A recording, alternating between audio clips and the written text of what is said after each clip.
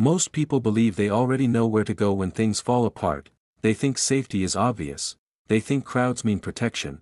They think familiar places will save them. But history proves something very different, because when systems collapse, the places people run toward are often the exact places that get them killed. Today, I'm going to show you 7 locations that look safe on the surface, but become deadly traps when food, power, and order disappear. Stay until the end, because the last one is where most people plan to go, and almost none of them survive.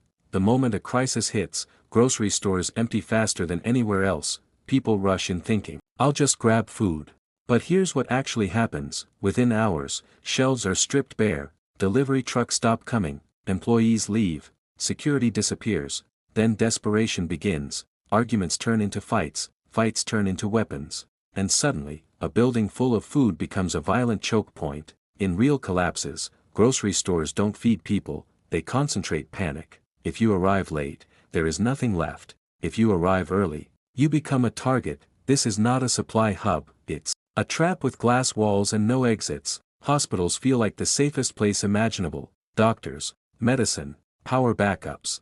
But during collapse, hospitals fail fast. They rely on electricity, fuel deliveries, clean water, staff showing up. When any one of those breaks, everything breaks. Emergency rooms overflow, supplies run out, infections spread, security vanishes. And when people realize there is no help coming, hospitals turn into chaos centers. The sick arrive, the injured pile up, the desperate stay.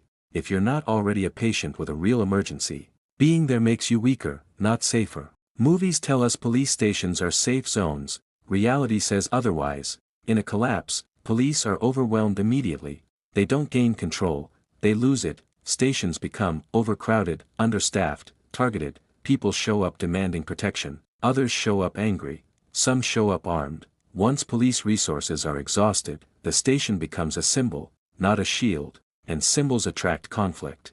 When order disappears, authority buildings become flashpoints, not fortresses. Everyone has the same idea, "I'll just leave." So does everyone else. Highways lock up instantly, fuel runs out, cars overheat, people abandon vehicles. Now you're trapped in the open, with no food, no shelter, and no escape. During real evacuations, people die in their cars, not because danger reached them, but because they couldn't move. A stopped highway is not a route, it's a parking lot full of strangers with shrinking patience. Mass shelters promise safety.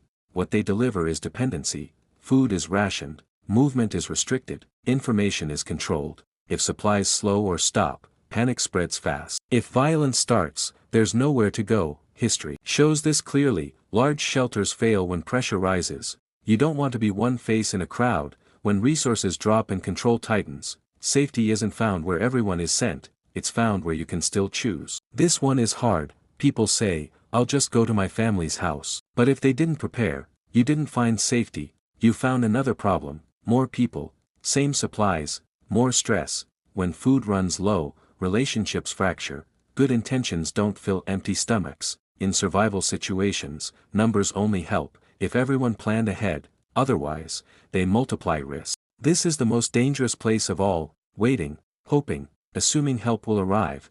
Collapse doesn't announce itself clearly. By the time it's obvious, options are gone. People who survive aren't the strongest, they're the ones who moved early. Preparedness is not panic, it's timing. Survival isn't about running faster than danger, it's about not running into it at all. Most people